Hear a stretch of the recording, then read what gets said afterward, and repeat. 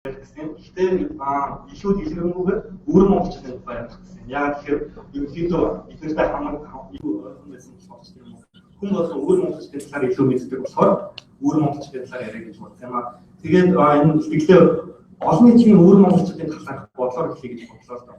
Хэрвээ та бүхнээс өөр монголчуудын талаар асуувал сайн уу янз бүрийн бодол гарч ирэх байх. Гэхдээ ерөнхийдөө олон нийтийн дундаас гарч ирдэг муу бодлоодын түүх юм бол ерөнхийдөө муу санаатай хятадууд уулсан тэнд ер нь монгол хүн одоо байхгүй. Эсвэл түүхэнд орооч байсан одоо биднэрт хэрэггүй ч гэдэг юм уу. Эсвэл ЮНЕСКО Монголын соёлын үеийг хятадаас бүртгүүлээд байна шүү дээ. Яагаад гэж одоо монгол хүмүүс байж тэгээд янз бүрийн юм асуудлууд ерөнхийдөө олон нийтийн дунд хөвчлэн юм хөө муудлын асуудал байдаг.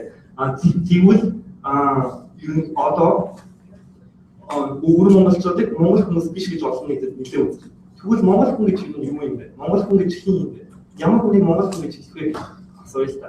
Хүн болгон өөрөө дотроо өөртөө хандсан монгол хүн гэж тийм хүнийг хэлнэ гэж бодож байгаа. Тэгвэл монгол гэрээч авъя л та. Та нэг монгол гэртэй байжээ. Нэг харсан чинь шалчин муудтай шиг санагдахаар шалаас солилоо. Дараагийн жил нь ханаа, өн, тоон, хуур, хаалга бүх юмас солилоо. Хэдэн жилийн дараа та гэрээ шинэ газар барьчихсан. Гэрийнхаа бүх бүрэлдэхүүнүүдийг соличихсан. Гэхдээ танаас энэ хэний гэрээ гэж асуувал та миний гэрээ гэж хэлнэ. Яагаад тэгэхээр та нэг өөрөө гэж хэлж байгаа. Түүнтэй адилхан хүний бие эсвүүд тасралтгүй үгээр төлчөөд байнгын бодис солилцоо явуулж байгаа. 3 жил хүний биеийн нийт эсвүүд 99% цоош нэрсэлждэг гэсэн биологийн судалгаа байдаг. Өөрөөр хэлбэл та 3 жилийн өмнө өөртөө харьцуулахад 1% ч таны 3 жилийн өмнө биетэй ажиллана. Гэтэ танаас та хэмбэ гэсэн бол та бие байна гэж. Яагаад тэгэхээр та өөрөө хэлж байгаа. Энэгээр юу хэлэх гэсэн бэ гэхээр миний бодлоор монгол хүн гэдэг юу илэрхийлэх вэ гэхээр сэтгэлийн илэрхийлнэ гэж би бодож байна. За тэгвэл өөр монголчуудыг монгол хүн гэж яаж мэдэх юм бэ? Гэвэл би өөр монголчууд монголоор сэтгэл нь байгаа гэдгийг харуулъя гэж зорьсон. Эхний жишээ байна. Монгол бичгээр өөр монголчууд бичдэг. Биднээс хинээс ч илүү бичдэг гэдгийг бид нар бүгд мэднэ. Ерөнхийдөө би бол өөрөө тэр өөр монголчуудаас ичиж явдаг. Бид нар тусгаар тунсан улсын иргэд байж бүгдээ захаа бичгээр бичдэггүй. Энэ та нар уудан хүүгийн баг насны зургийг харж байгаа байх. Өөрөөр хэлбэл тэнд энэ бардаа монголоор дуудуулж байгаа бичлэгийг авсан зураг байгаа. Тэнд монгол хүмүүс хүүхдээ багаас нь монголоор өсгөж чадах ялгаараа хичээж өгдөг. Мөн өөр монголчуудаа чөлөөлсөн бослох тодорхой хэмжээр гарч идэг. Гэхдээ энэ бол монголчуудын хаттай байдаг. Хятадаас гадагшаа ерөнхийдөө энэ талын мэдээлэл үнэхээр цензуртай гардаг болохоор хэдийгээр бид нар хэл залгаа болж байгаа ч гэсэндээ өөр монголын талаар тийм их байдаг. Харин энэ сүүлийн зураг бол би өнгөрсөн жил өөрөө өөр монгол шинжаанаар зуныхаа хамгаалтаар аялсан. Яг тэгэхээр миний өөрийн хүсэл бол бүх монгол туршлагуудын амьдарч байгаа газар нутаг халимт бүрээд үдэнгээр маялаа сонирхолтой. Өнгөрсөн жил тэгээд боломж гараад өөр монголоор нэг их аялж байгаа. Ерөнхийдөө шинжаанд амьдрал сурч байгаа монголчуудаар илүү хайрсан. Тэнд юу ажиглагдсан бэ гэхээр айл болгоны Чингис хааны зураг өчгөлтэй байдаг. Айл болгоно. Зоогийн газар болгоно. Бүх газар Чингис хааны зураг өчгөлтэй байдаг. Тэгээд энэ болохоор Чингис хаан баруун зүг дайлаг мордохдоо 800 жилийн өмнө анх босгож ясан нэг хөлтөө овоо энэ яг ингээд хэсгээс харсан байгаа. Яг харуул бараг 3-4 давхар байшинтай тэнцвэр зөндөртэй том овоо байгаа. Бид нар тэнд явж байхад энэ өөр монгол охин тэр овоо залбирч байгаа байдгийг ингээд зүгээр л тэнд бид нар ингээд хоорондоо аимшигын юм ярьсан ч гэсэндээ юу ч ярьсан хэлний бэрхшээл юу ч яахгүй бол цааны бэрхшээлээ бидний хоорондоо ярьдаг аимшигын ярианууд хүртэл яг л адилхан тэр читгэр шофонтой холбоотой ярианууд яг адилхан. Зүгээр л монгол хүн би ямар ч ялгаа мэдрээгүй харин ч бүр монгол байгаа монголчуудаас илүү монголоор сэтгэлтэй монголчуудыг мэдэрч байсан. Тэр уулын өндөрлөлтөд байгаа имээ надаас Улаанбаатарт морин морин хэлбэртэй байшин баригдах гэж байгаа гэсэн тэр байдлаар юу болж байгаа вэ гэж асууж байсан. Тэгээд Улаанбаатар хөгжиж байгаа гэсэн тийм гой гой шинэ байшин чиглэн байдлаар баригдаж байгаа гэдэг. Өөрөөр хэлбэл тэр хүмүүс өөрсдөө чадах хэмжээгээр Монголын тухай бүх мэдээллийг авч ирдэг. Тэр уулан дээр байгаа хүүхдүүдийн гар утасны зураг нь Монгол Улсын төрийн далбар, гар утасны дуу Монголын хамтлагуудын дуу. Тэгээд бид нар тийм дэлгүүрт орсон чинь Монголын төрийн талбар зарагдчихсан чинь хамт явсан өөр монгол хүмүүс бүгд баярлж байгаа. Энийг хардаа Монголын төрийн талбар гэж тийм. Өөрөөр хэлбэл бүх хүмүүсийн сэтгэл монголоор сэтгэл байж байдаг тодорхой хэмжээгээр илэрхийлэгдээд. Эндээс би юу гэж хэлэх гэсэн бэ гэхээр бүх өөр монголчууд яах гэж монголчуудыг хатаалж хэлдэг байгаа. Яагаад хүмүүстэй багаас нь монголоор хэлж байгаа. Одоо тэр охиныг авч үзэх юм бол тэр охин надад хэлчихсэн л та. Ойлаа нэг хамгийн сүүлд намайг явдаг бид нар хоорондоо аягүй дасчихсан гэсэн. Тэгээ юу гэж хэлсэн бэ гэхээр бидний үеийг ерөөхдөө хэцүү. Бид нар хэрвээ энд хятад хүн шиг зүгээр амьдрах сайхан хангамж сайхан. Гэтэ би Монгол гэдгийг мэдрээд амьдрах яг үл хэцүү. Та нар босцоо миний өөр Монгол гэдэг дууд болсон тэр өөр Монгол залуу мэдж байгаа. Ихэнх нь ийм хипхоп гэж юу гэдэг юм бэ гэж шоолчихсан. Гэтэ тэр хүн тэр дуу зохиогчдоос болоод одоо сурахгүй байна. Өөрөөр хэлбэл тэр дуу одоо хятадын Yoko гэдэг сайт дээр тавьсан өөр Монгол хүн амиа орсонтой ажиллана. Зүгээр хятадын тэр аюулыг хамгаалах юм барьчихдаг. Өөрөөр хэлбэл тэр дуу бол өөр Монгол нэгэн Монгол залуугийн аймагсаар гэсэн дуу гэж ойлгож болно. Өөрөөр хэлбэл юу гэх вэ гэсэн бэ? Өөр монголчуудад монголоо гэсэн хангалттай сэтгэл байдаг. Монгол хүмүүс юмаа гэдгийг би юу хэлсэн юм аа. Тэгвэл одоо буцаад эднийг ярих та хүмүүсийн хэлж байгаа. Муу санаатай гэж. Би та бүхэнд нэг асуулт асууя. Өөр монгол хүнтэй уулзаад юм ярьж үзсэн хүн байвал гараа. Яг ингээд Монголд ингээд асуухаар ерөнхийдөө тийм их байдаггүй. Өөрөөр хэлбэл бид нар өөр монгол хүнтэй уулзаагүй байж тэрний тухай маш олон зүгээр дам яриа гаргахгүй болсон. Зүгээр бид нар хүний амнаас тавьжаад хит тооширсан бодолтой болчихсон гэдэг. Муу санаатай гэдэг ихэнх хүмүүсийн яриа 98 яж байгаа хүмүүсээс аа. Тэгвэл та нар Улаанбаатарт очиод Нарантуул зах дээр нэг хоноод явах гадаад хүнээс Монголын тухай үнэлэмжийг асуугаарай. Тэр хүн хизээч Монголын тухай сайхан юм ярихгүй. Өөр Монголын талаар бүх Монголд яригдж байгаа яриа 90-ийн хитэн өөр монголчуудаар төсөөлөгдөж болохгүй. Дээрээс нь 90-нд хийж байгаа 8 хийж байгаа их хүн нь Монгол хэл сурчсан хятадууд байдаг. Уулсан гэж юм. Энэ дээр зарим хүмүүс аялахтай ярьдаг. Аялах гэдэг бол ямар ч нутгийн аялал гэж асуудал байдаг. Дээрээс нь өөр Монголын ордос аялал бол харин ч Монголын нууц төвчөөний бичигдсэн аялалтай илүү төстэй буюу Монголын нууц төвчөөний амьд хадгаламж гэсэн тийм нэр томьёол өгч байдаг. Урууж байсан гэдэг нэг илүү хэлэх юмгээр нь соёлын үеийн булаацтай гэдэг бол тэр би асууж байсан л өөр Монгол.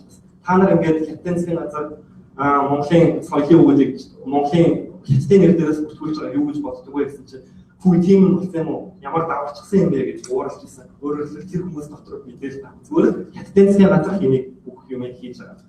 Одоо би энэ урууж байсан гэдгийг илүү хэлэхгүй яриа л та. Өөр монголчууд яагаад салсан бэ гэдэг түүхээс нь авч үзэх юм бол ерөнхийдөө Монгол овог аймагт хаан ширээний төлөөлөх тэмцэл байсан. Энэ донд хамгийн нөлөөтэй гэж миний бодсон зүйлүүд Батмус саяхан хаан хүүхдүүдтэй нутгаа хувааж гисэн байдаг.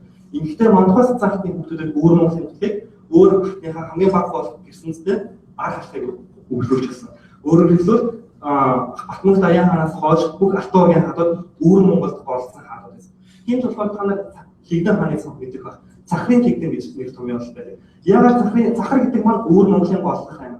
Яагаад захрын Хигдэн гэдэг болсон бэ гэхээр Хигдэн хааны үед захраас өөр Монгол аймагт Хигдэн хааны удирдлагын дор орох болчихсон байсан. Өөрөөр хэлбэл өөр монголчууд ургаснаар хин ургасан байх гэдэг асуудал. Хигдэн хаан 1634 онд Манжуудад байлж яваад нас барахад захар аймаг юм эзэнгүү болоод Манжууд хамгийн түрүүнд дагаар орсон. Монголчууд өөр монголчууд төрүүлээд Манжууд дагаар орсон гэдэгтэй гэдэг. Гэхдээ энэ бүхний учир шалтгаан Хигдэн хааны уг нь бол Алтан ургийн тухайн үеийн системээр Алтан ургийн хааны дор бүхэн байх хэрэгтэй. Гэхдээ тухайн үед Хигдэн хааны захиргаан захраас аймаг байгаагүй Хигдэн хаанаас захар Манжийг хичээл төгөөж байсан. Манжийг хичээлээс бид нар бүгд гарахад өөр монголчууд хамтдаа тэмцэж байсан. Гэхдээ арга халах тусгаарлалтын сонгох болоод Богд хаан гурван замаар өөр монголчууд зэрэг оруулсан хэдиж бүх зэрэг засгийн тусламж Оросоос авдаг байсан. Тухайн үед Оросын засгийн газар өөр хятад хоёрын хооронд яриагаар зэрэг Орос хэрвээ та нар өөрсдийг хамгаалах чиглэл бид нар зэвсгээр хангаж болно. Өөр Монголыг хятадаас авах чиглэл зэвсгээ зогсоно гэж хэлсэн. Үүний дараахан 15 он хятадын 3 улсын гэрээгээр Монгол улс маань өөрсдөө автономи болсон байна. Үүний дараа тухайн үед өөр монголчууд тогтож чадаагүй гэсэндээ тэмцээр байсан. 39-аас 45 оны үед болохоор Японы талд өөр монгол ажилласан. Яг тэгэхээр Хятадаас Японы тэмцэлтэйгээр Хятадаас гараад тусаар улс болох гэж оролцож байсан. 45-аас 78 онд дайнд болсны дараа монголчууд чөлөөлөх гэж оролцсон ч гэсэндээ бас болоогүй. Тэгээд түүнээс Хятадын мэдл байхад Хятадд нэлээд хил хөдөлгөөн явуулсан. Өөрөөр хэлбэл бид өөр монголчуудыг ерөнхийдөө уурсан гэх юм уу. Энэ бүх хүмүүсийн шалтгаан хэтэрхий тохиолчсон байдаг юм аа гэдэг. Тэгвэл бид юу хийх ёстой вэ? Энд ингээд нэлээд тахаас авчихсан Монгол овог аймагуд байна. Бид нарыг тусаар улс болгох ёстой юу? Бид нар энэ улсаа харийн асуудлаас гаргаж аваад өөрсдөө нэгтгэх ёстой юу? Эсвэл бид нар хүмүүсийг сууршуулаад Монголд авчих ёстой юу? Энэ бүгдийг яриаг гэвэл яг одоо миний бодох цаг хэмжээнд бол бид нар үнэхээр багтаж чадахгүй байна. арга шийдэл байгаа гэдгийг мэдчихээн. Гэхдээ яг өөрийн ирээдүйд бид нар юу хийх ёстой вэ? Тэгвэл юу хийх ёстой гэж бодож байгаа нь бид нар уулсан тэгээд цааш нь ингээд гадуурхчих хооронд өчнөө олон монгол хүмүүс тэр чигээр уусаж байна гэдгийг хэлсэн юм. Тэгэхээр бид нар юу хийж чадах вэ гэхээр бүх монгол түмний тэнцвэртэй мэдээлэл хандах хэрэгтэй. Хит тууршаасан биш. Нөгөө талаас соёлын хувьд нэг хэрэгтэй. Тэнд байгаа хүмүүсийн монголоор нь байгаа газар нь монголоор нь гэдэг тал дээр ажиллах хэрэгтэй. Тэр түрүүн зургнаар үзүүлсэн хэлчихсэн л та. Чи монгол гэж тэнд ерөнхийдөө монгол цагаачлах хэрэгтэй зөндөө олон хүмүүстэй таарсан. Тэр охин харин юу гэж хэлсэн бэ гэхээр би ганцхан нутгаар хамгаалаад авч явж чаддаг бол би монголч гэж янзмаар. Гэтэ миний газар нутаг бол миний хүүхд эзэс надад өгүүлчихсэн өөр монгол нутаг чинь монгол нутаг шүү дээ. Би төрсөн нутагтаа монголоор амьдармаар байна гэсэн. Тэгэхээр би юу гэж хэлсэн бэ гэхээр тэр байгаа хүмүүсийг байгаа газар нутагт нь соёлыг нь хадгалах үүднээс монгол хэсэг бид тусгаар туссан улсын иргэн бид нар тэр хүмүүс туслах хэрэгтэй юм аа.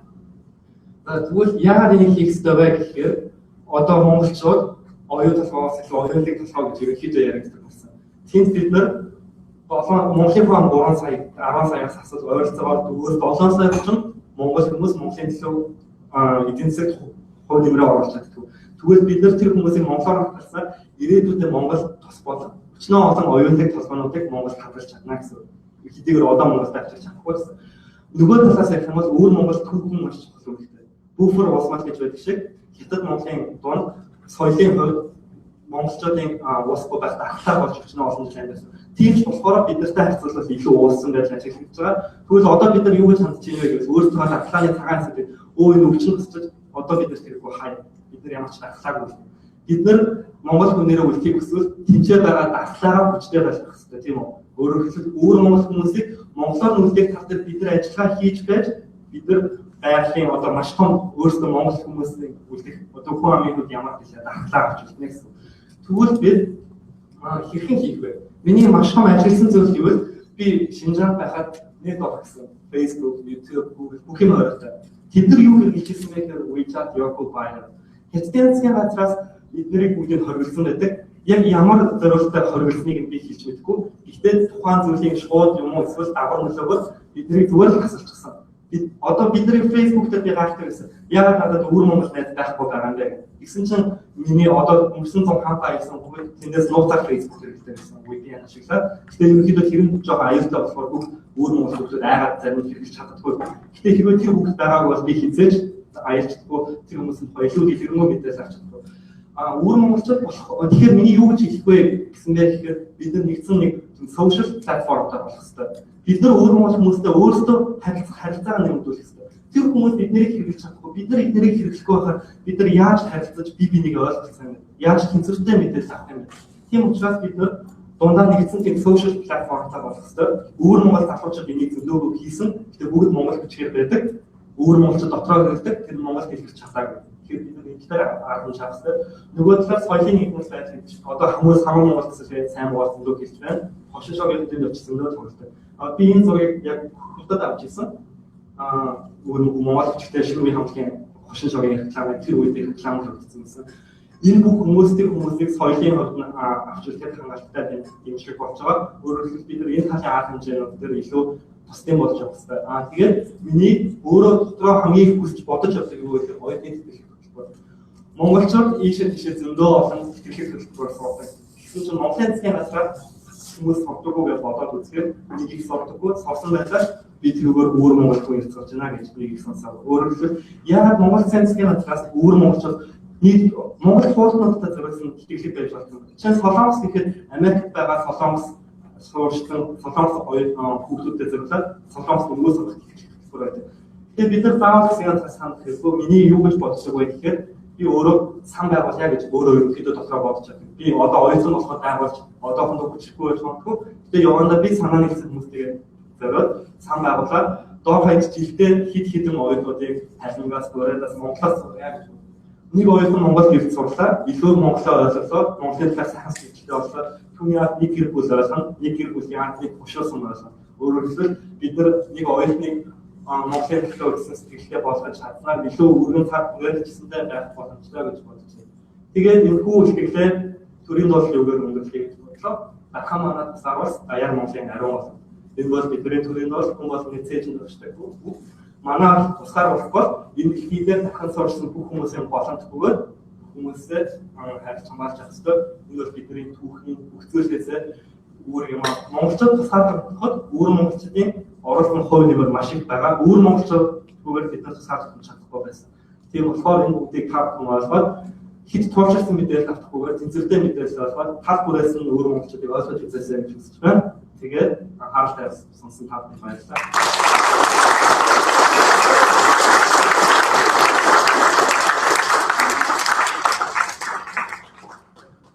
За болтой баярлалаа.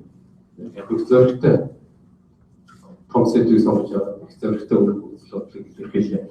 Энэ өвөр Монголд яг хотод гэж залуу Вашингтон дэсэж болсон хүмүүсийн бахуралтай нэг үг хэлсэн. Тэр миний санаанаас ерөөсөө гардаггүй. Түрүү чиний хэлсэн шүү дээ. Бид нар одоо монголчуудын талаар юм пост үндэстнүүдийн талаар ихэд дээрэнгүү одоо доор төвсөн байлаа хатдаг. Тэгээд тэр илэрлийн хариуд нь хотоо юу хийсэн бэ? Монголчуудаа яг үннийг хэлэх юм бол өнөөдрийн Монголын тусгаар тогтвол өөр монголчуудын цус нулимс, бурятуудын цус нулимс энэ дээр үлдсэн шүү. Та нар бидний бас бидний мартаж болохгүй. Өнөөдөр энэ дэлгэцэн тэр шиг энэ газар нутгууд бидний цус нулимсэн дээр оршиж байгаа шүү гэж хэлсэн. Тэгэхээр яг төлөвлөлийн тухай чи их сайн дагаж ирлээ. Өнөөдөр 2-3 том төслүүд оролцоод явуулах та чи энэ сан байгууллагын гоё санаа одоо дуучин явсан санаагаар хэлүүлж хэлж юм. Тэр хүн бол урлагийн талаас нь урлагаар монголчуудыг нэгтгэх Монгол торлогыг нэгтгэх үнэхээр том гоё. Яагаад ч үүсэх аргагүй том гоё тэр хүн. Халингаас цахимөрдөөний хүн одоо сайн байх тэр халингаас Монгол оюутнуудыг авчраас сурч байгаа Улаанбаатар бас л ингээл их л бэрхшээлийг даваад оролцох хийгээл ингээл яваад байгаа. Тэгвэл миний бодлоор бол монголчуудын цуснд нэгтгэж байгаа хитгэн зүйл. Нэгдүгээр Монгол босоо бичиг бол альч бичгтэй зөвлөх аргагүй өөр их тийм том соёл, хоёр том нүүлгчтэй соёл заншил. Энэ бүгд ерөөсөө Монгол хүн төсөөлөх аргагүй тийм том зүйл. Гурав дахь нь Германы нэг эрдэмтэн хэлжсэн. Энэ монголчууд гэдэг чинь байна шүү дээ. Дэлхийд бүр ингээд дэлхийг донслогч ирсэн түүхтэй учраас эдгээр өнөөдөр жоохон өчүүхөө яваадаа Монгол хүн болгоны дандаа сэтгэлийн өмөрч явдаг. Эдгээр чинь агуу түүхтэй хүмүүс. Тийм болохоор эдгээр хэзээ ч дургүй болсон. Тэгэхээр нөгөө сэтгэл дотор байж байгаа юм яг нөлөөчтэй соёл тэгээд одоо соёлын хэлхээ холбоос л одоо бид ярьж байгаа юм. Тэгвэл чиний гаргаж ирсэн их гоё санаа чинь юу вэ? Бид нар өөрсдөө одоо бидний чинь ингэж Монголд байгаа монголчуудыг бид нар чинь төв гэж үзээд болохгүй юу? Яг төв энэ чинь Чингис хааны одоо бүхэл шаарлын байж байгаа тийм бүх төв чинь тийм байж байгаа.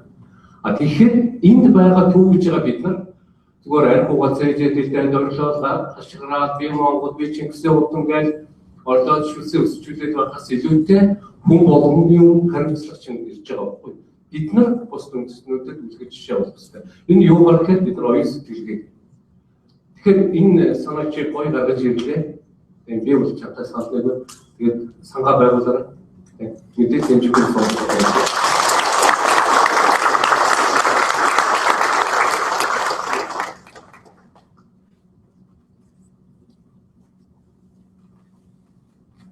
Яг нэг санаанууд ингээд хэлэхэд яг тэр хүмүүсээс хэлчихсэн л да би асуусан.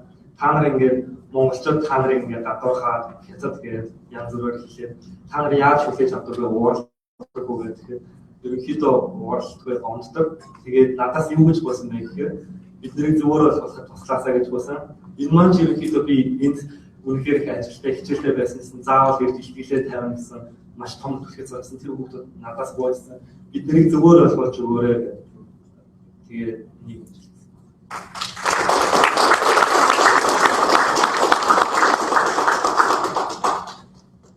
маш сайхан санаачлаг тэгээд бодтой зүйлсүүдийг хэлсэнд баярлалаа.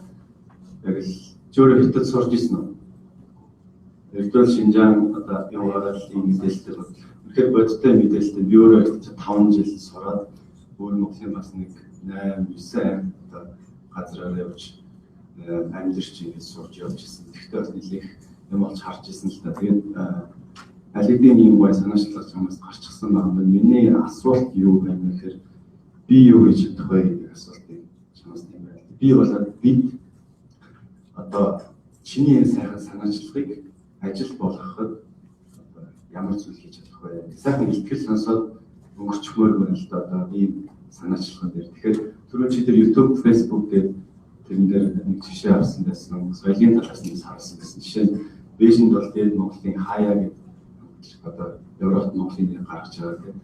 Одоо Тувагийн тэр транс одоо тэр хөшин одоо Монголын нэрийг бас гаргаж байгаа. Тэгэхээр үнээр чиний бас тэр урлаглаг соёлоор дамжуулаад Монголын нэрийг гаргаж болох, нэгтгэж болох гэсэн санаа чинь бол надад таалагдж байна. Тэгэхээр яг нэг чи яаж эхлэе гэж бодож байна тийм. Яаж эхлэе гэж бодож байна. Одоохондоо хөршлийг байж магадгүй гэхдээ санаачлах яаж гэдгийг зөвхцөөр зөв харцсан. Чи ерөөл ойлголттой учраас би ч гэсэн одоо хувь хүнийхээ хувьд зөв жишээ нь ямар нэгэн байдлаар тийм тийм хүмүүс яаж оролцож болох вэ? Яг яаж эхлэх вэ? Яг бодиттой ажил яаж болох вэ? Гэхдээ бас албасан.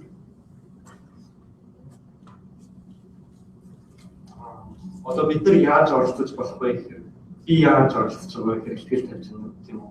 Маш олон хүнд өөрийнхөө болцсон үгээ хэлээд уриалж битгий тийм туулширсан мэдээлэлтэй байгаа ч тэнцвэртэй ойлгоод тал талаас нь бодож үзэж өөр монголчуудаа хараарчаа гэж. Тэгвэл та бүгд яг одоо юу гэж болох вэ гэвэл хамгийн ихний алхам бол мэдээж хэрэг өөрсдөө өөр Монголын талаар хэд одоо юу гэж чинь муу гэж хэлэхгүй хүн болооны бодол өөртөө байгаа. Гэхдээ зүгээр миний бодлоор туулширсан гэдэг бодлоор ханддаг бол тэрийгээ дахиж нэг бодож үзээд цааш нь энэ үгийг илэрхийлээд ерөнхийдөө монголоор дүүрэн яг түрүүний галаас хэлсэн шиг бид нар монголчууд гээд өнөөдөр хийсэн бүхэн өнгөрсөн түүхээ ярьдаг гэдэг шиг өнгөрсөн түүхээ ярихдаа маш чухал хэсгүүдийг хасаад дээрлэх юм уу хандж байгаа зөндөө хүмүүс байгаа. Тэгэхээр тэр хүмүүс бид нар ойлгуулж болж байна. Бид нар өөр энэ үгийг л маш олон хүн ойлгож чадна гэдэг чинь ерөнхийдөө маш том суурь тавих гэсэн энэ бодол санааг хэмжиж байгаа тийм үү. Нөгөө талаас юу хийж болох вэ гэхээр сан гэдэг санд одоо юу гэдэг хувь нэмрээ оруулж болно, хамтран олцож болно. Мэдээж оруулж чадах нэг маш том дэмжлэг болсон. Эсвэл өөрсдийнхөө бодол